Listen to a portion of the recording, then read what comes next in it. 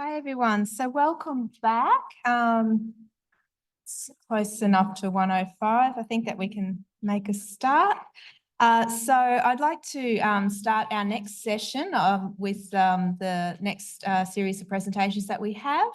The first presenter will be Samantha Howe, and she is a research assistant and is currently undertaking her PhD in the School of Population and Global Health at the University of Melbourne. Her PhD is focused on modelling the health and economic consequences of tobacco endgame interventions in Australia. Her broader work includes modelling tobacco control policies for vulnerable groups and in other countries too. Okay, so welcome Samantha Howe.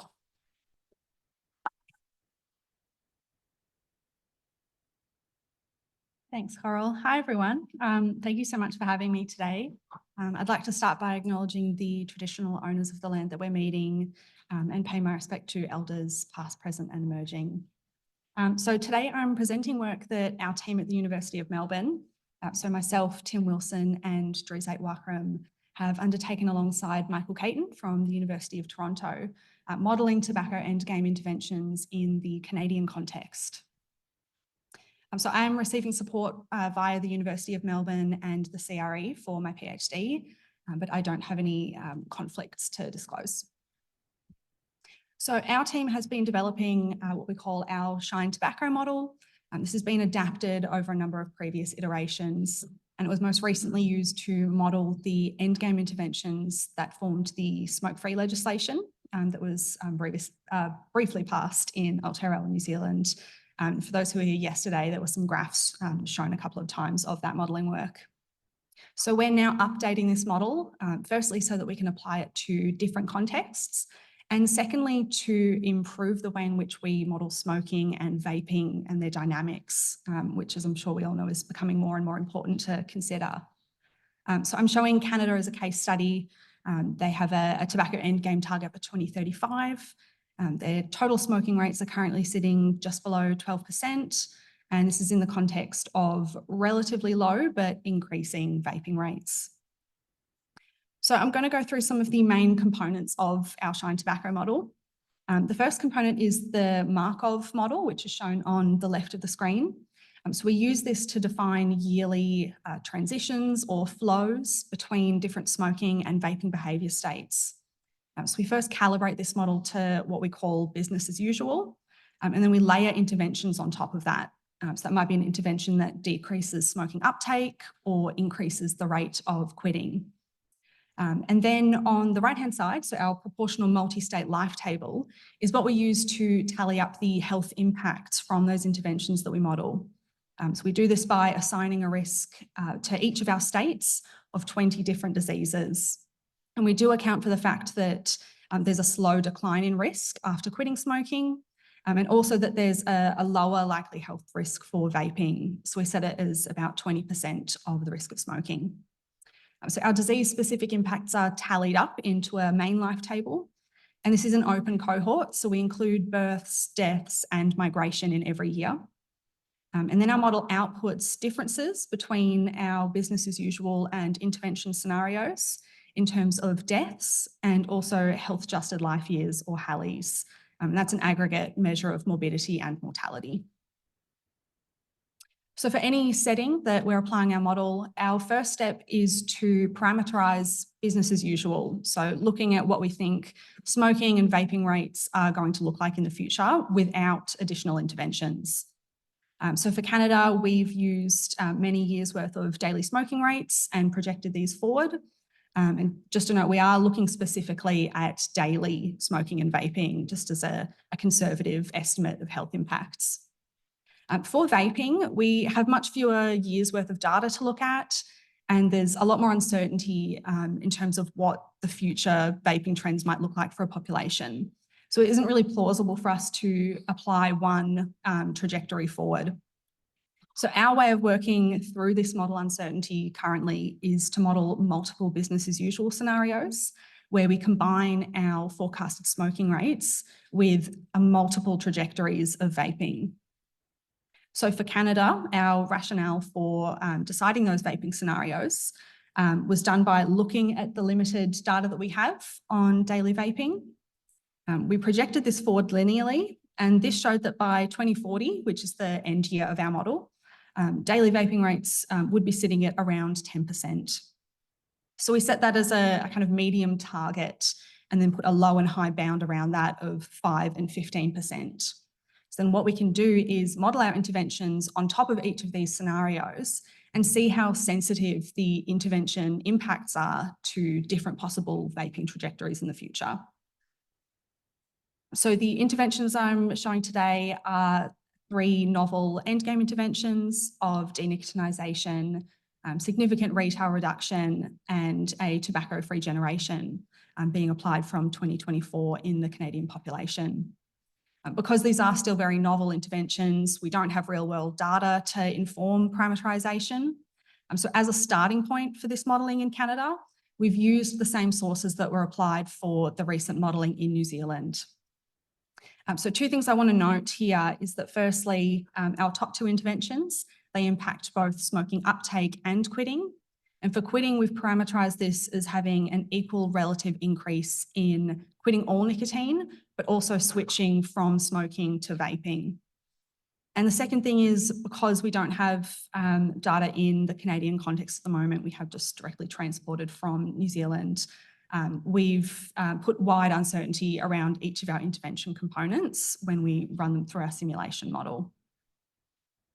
Okay, so now let's see what we found when we modelled our intervention package. So I'm showing here daily smoking rates in Canada projected forward. So the black line at the top is showing the rates without further intervention. So this is the medium scenario. We can see then the package of all 3 interventions results in a large and sustained decrease in smoking rates. That's mostly occurring because of the denicotinisation scenario.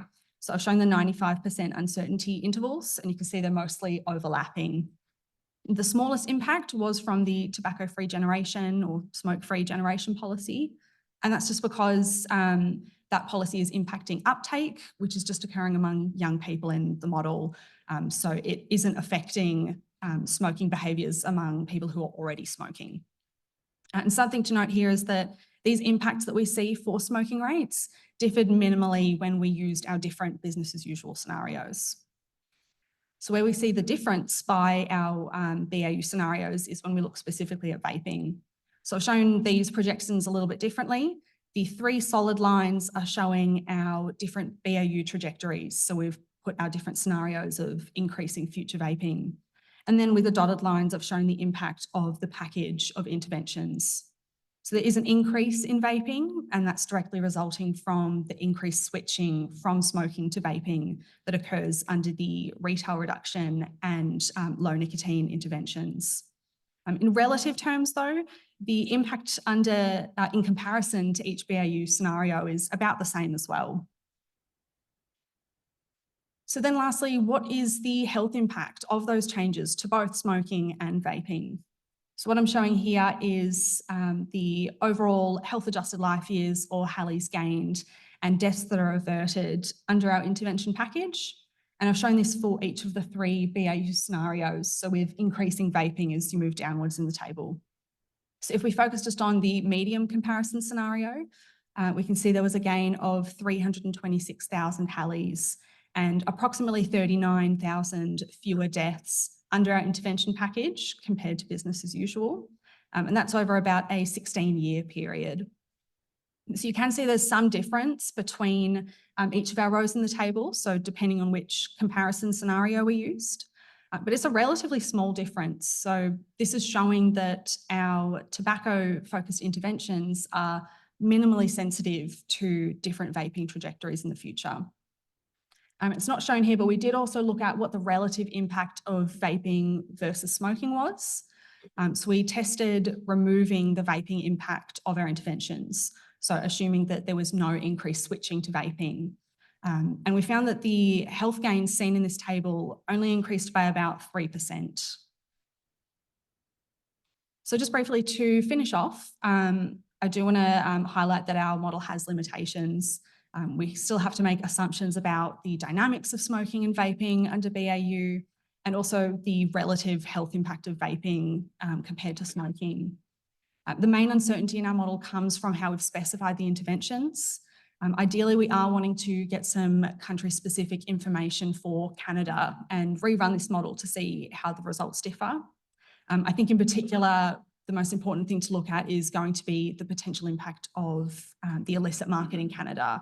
Obviously, the geographic context is quite different to New Zealand. In terms of future work, we are wanting to look at in-country heterogeneity. So obviously the population view I've shown today isn't the full picture. So for Canada, we're going to be looking at differences by socioeconomic group. And we're also applying our model to Australia at the moment and looking at the differences by multiple different sociodemographic factors.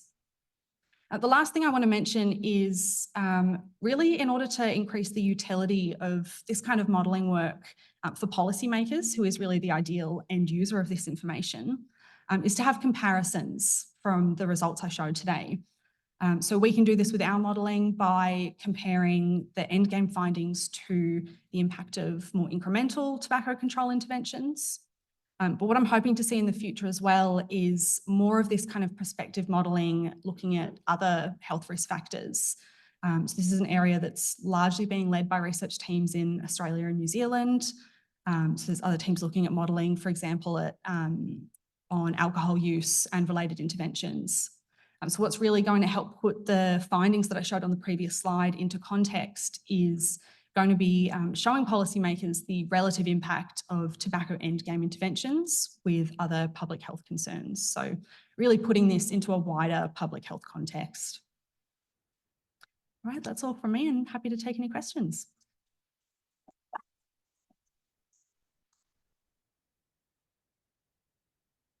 A great presentation.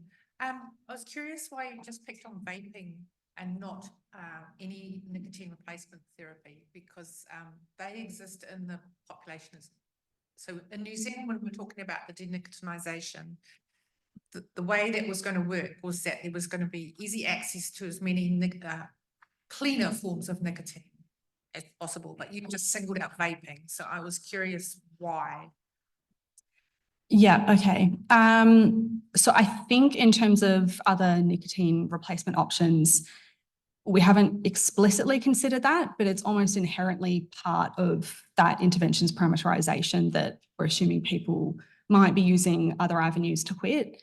I think we're focused on vaping as a behaviour that seems to be a public health concern for policymakers, which is also why we focused on having multiple scenarios to show the possible impact of that.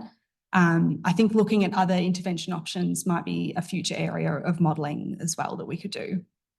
Yeah, again, coming back to the New Zealand situation, the vapes were seen as a key part of that journey, and then you would transition away from the vapes and ultimately NRT products. So it's this sort of pathway.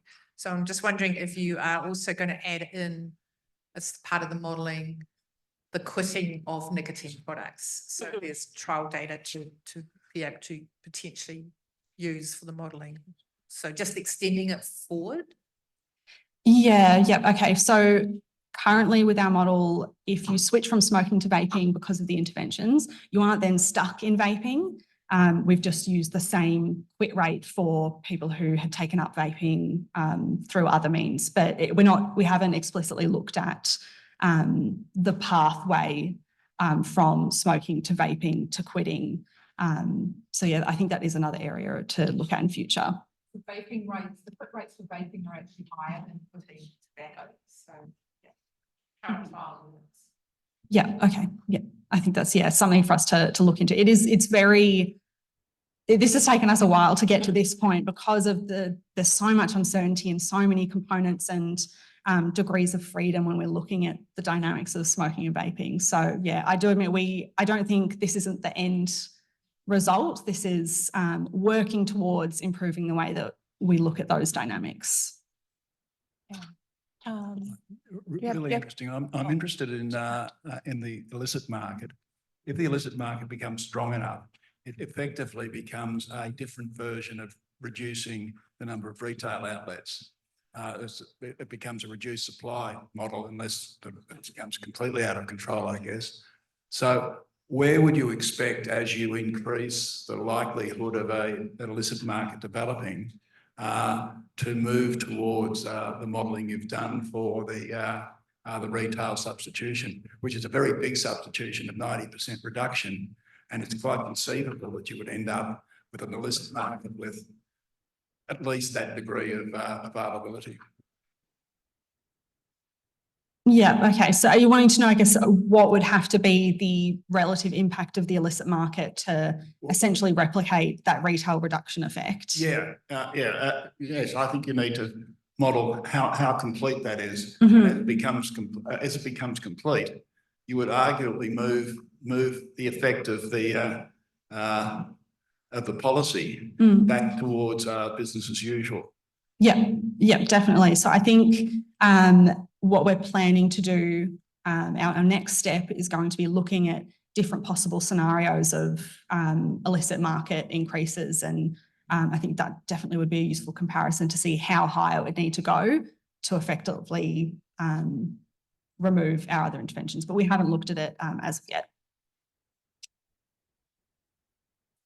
Hi, Sammy, it was a great presentation. I wanted to ask about the relationship between the vaping and the Endgame policies. So for example, of course, there may be interactions there that with higher vaping prevalence, or rather because of the policy and the availability, like let's say DNIC, and the availability of vaping products to take up slack so that they don't, they don't go to the illicit market or whatever, that can potentially be represented as a interaction.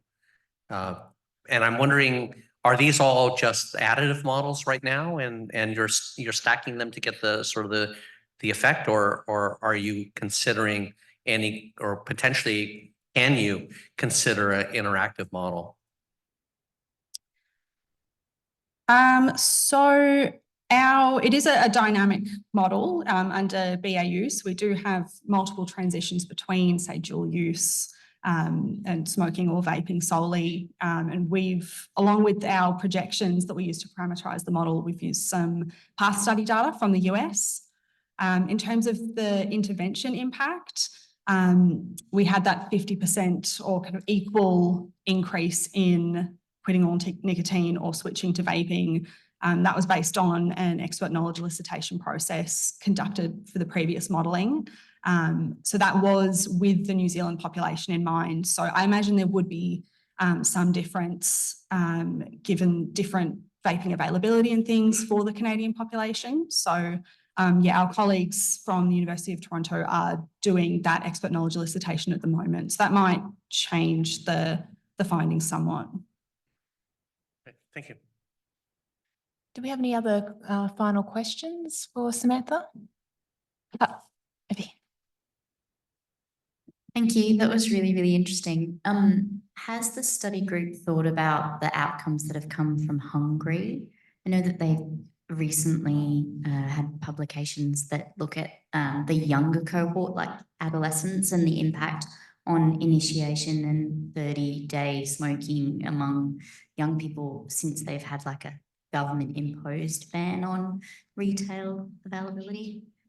No, we haven't explicitly. So that might be an avenue for us to look at for future parameterization.